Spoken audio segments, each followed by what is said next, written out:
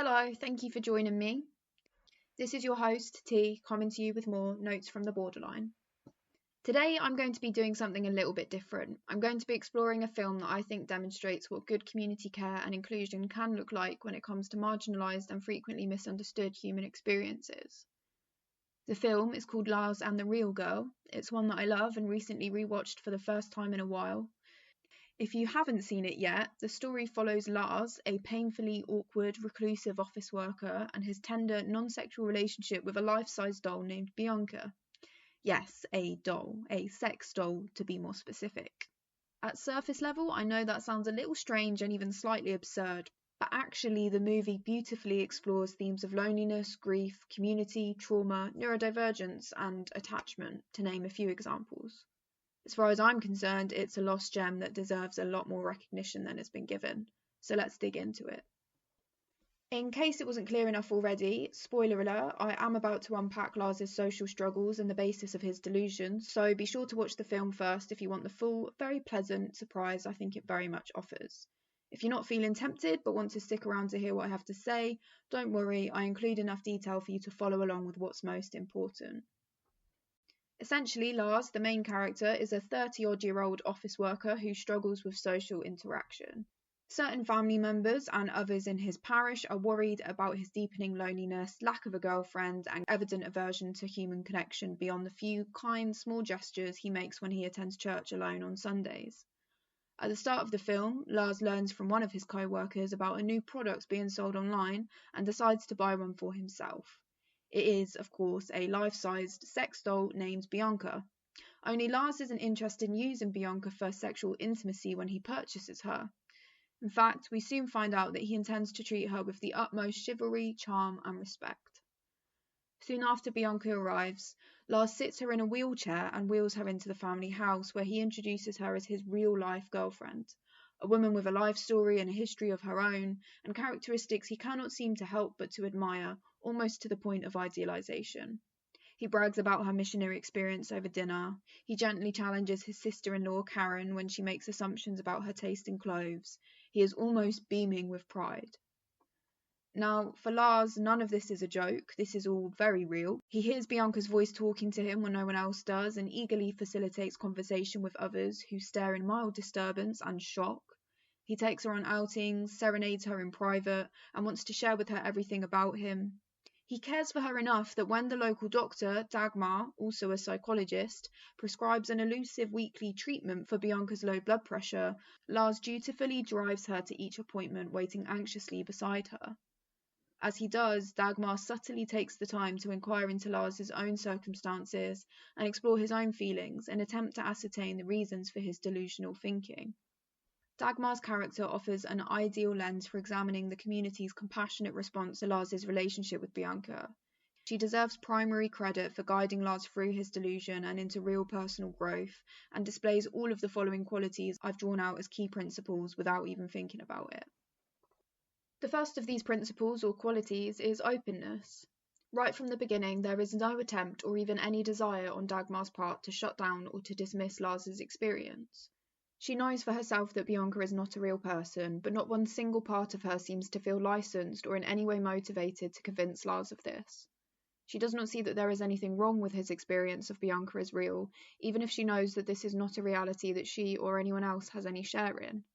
She accepts that at least for now, Bianca is here, and that as far as she can tell, she is not likely to be going anywhere anytime soon.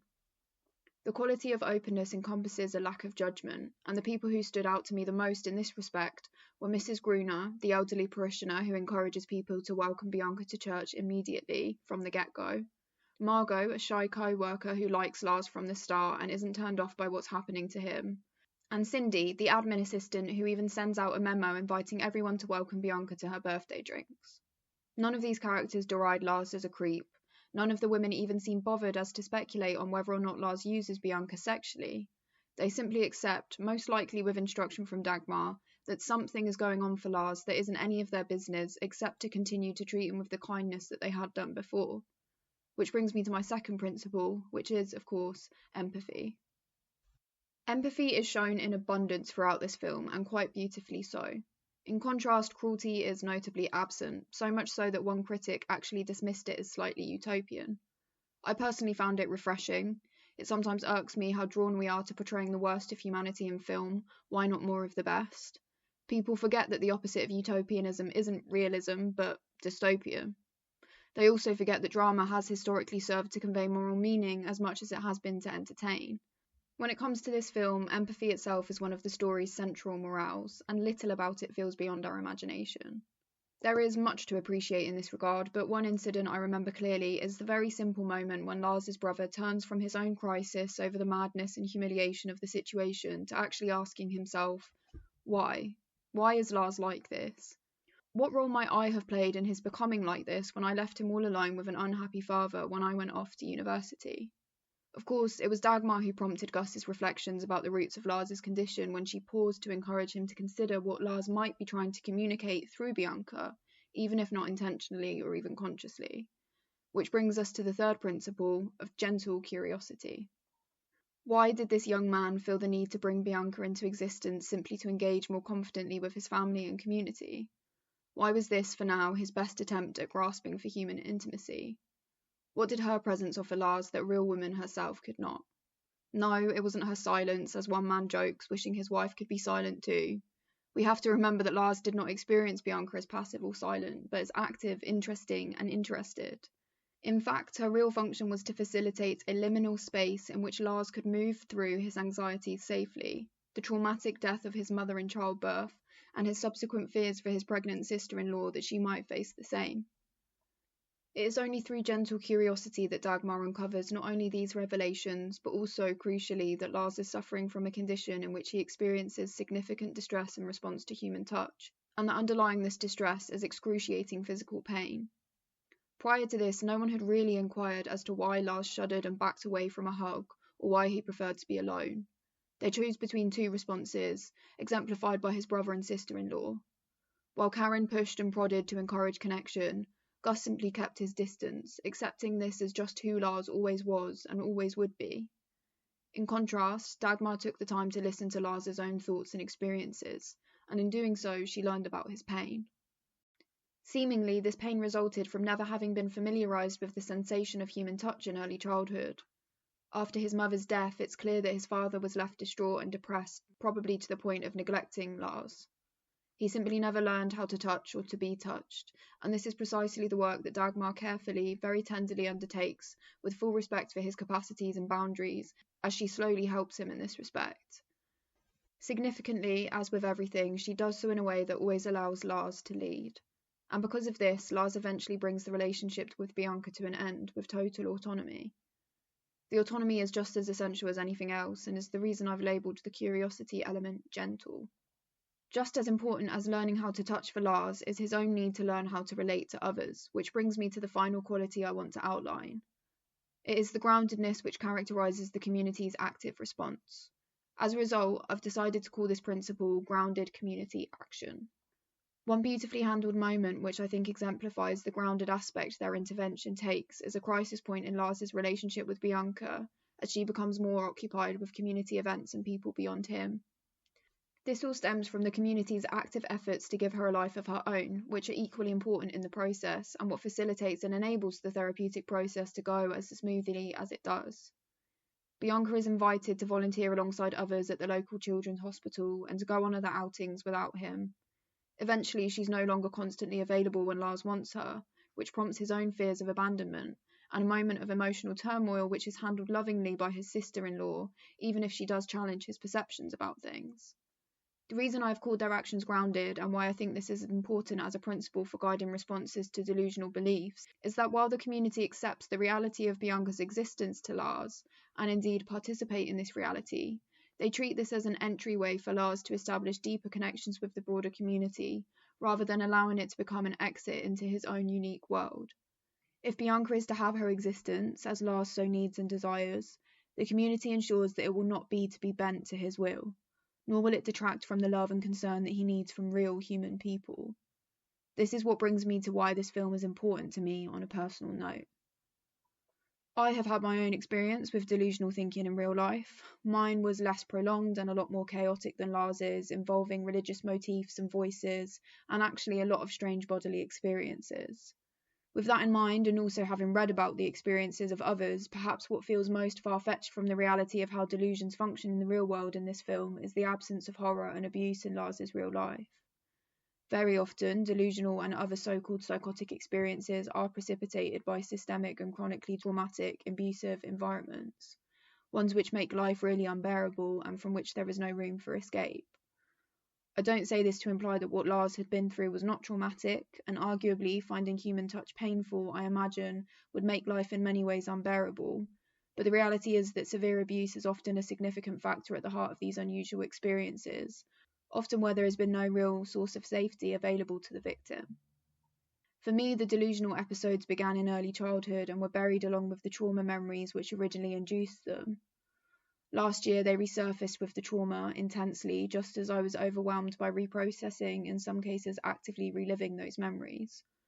My environment at the time was unsafe and highly triggering. I hadn't yet realised that the people I relied on were not trustworthy, and I remained emotionally attached to them. As a result, my mind turned to what many would call fantasy. I started hearing voices I believed were the spirits of loved ones who had died, much like I had done in childhood, along with trees and teddy bears at the time, the only witnesses to the abuse I was going through then. In truth, I don't know how ready I am to completely dismiss all of what I would have described to be spiritual experiences, although I can see that they were in many ways part of a survival strategy. I can acknowledge that my consciousness played a part in bringing them about in order to maintain the viability of its own existence. They also offered guidance, love, and companionships that helped me to reconnect with myself.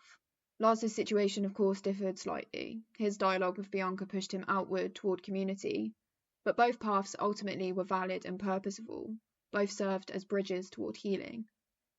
Unfortunately, community support was not a part of my journey, and I think a good part of why I didn't myself fall further into insanity is that certain aspects of my own experiences served to strengthen my own trust in myself and in my own intuition, guiding me away from those who were ultimately bad for me. That, and the fact that my own awful earlier encounters with and knowledge of the mental health system kept me well and good away from relying on it to help me.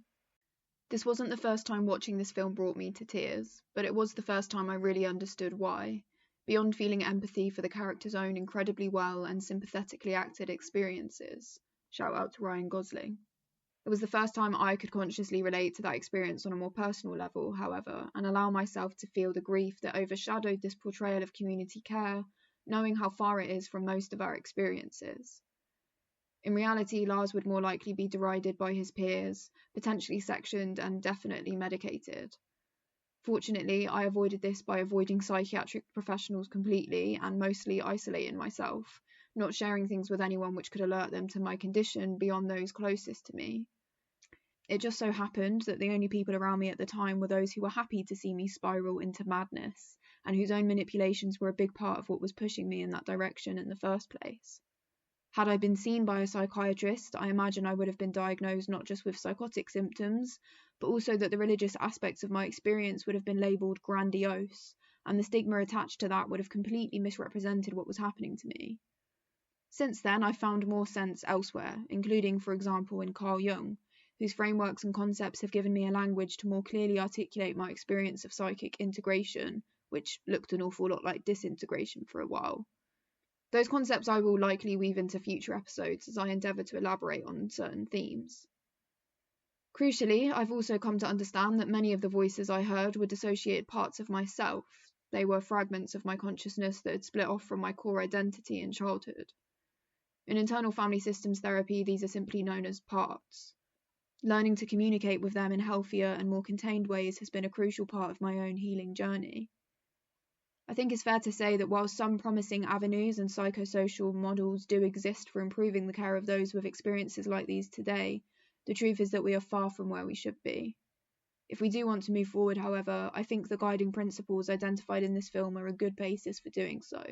In fact, if I were helping to create a theatre of the oppressed style drama about someone experiencing so-called delusions, I'd be encouraging the audience to step in and respond in the same way the characters in Lars and the Real Girl did, with openness, empathy, gentle curiosity, and grounded community action. It looks like you've made it to the end of your second dose of Notes from the Borderline. I hope you're able to take something valuable away from them today. If you did, please be sure to like, subscribe and share, and to join me when I return again next time with even more. For now, all else I have left to say to you is, thank you for hearing me. Love, T.